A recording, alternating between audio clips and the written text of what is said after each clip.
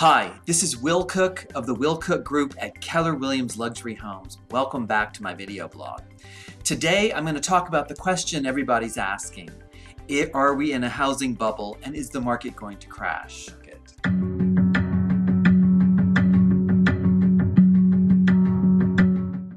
So this seems to be a question that I'm getting a lot these days. Are we in a housing bubble? Is the real estate market going to crash? While I don't have a crystal ball and I can't definitively answer that question, I can point to some information that I can share with you that would indicate that we are not in a housing bubble. The first one is the fact that the last market crash in 2005 to 2008 was built on predatory lending. Lending standards were very loose back then. Today, after the Dodd-Frank rules and the Housing and Urban Development put new lending policies in place, it's much more difficult to get a loan.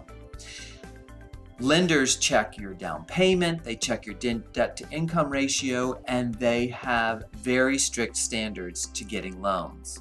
The second factor I'd like for you to consider is because of our high job loss during the pandemic, the government created a program called forbearance where property owners could delay or defer their mortgage payments and for a certain amount of time. And once they begin to pay their mortgage again, a lot of lenders are allowing modifications to the mortgages, which allow them to put their payments on the back end of the mortgage. So this has prevented outright foreclosures happening. So our number of foreclosures in our area is very, very low.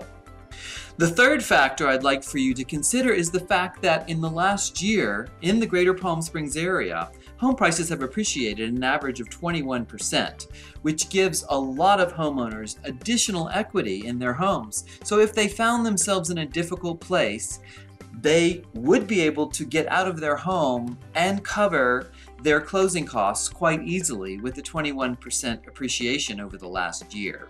And the last factor I want to point out is our new housing starts are at a 10-year low.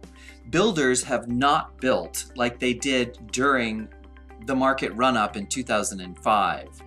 So we have a housing shortage issue, which is creating more appreciation for sellers. So as long as interest rates are staying low and wage growth continues, that creates affordability despite the fact that homes are continuing to appreciate.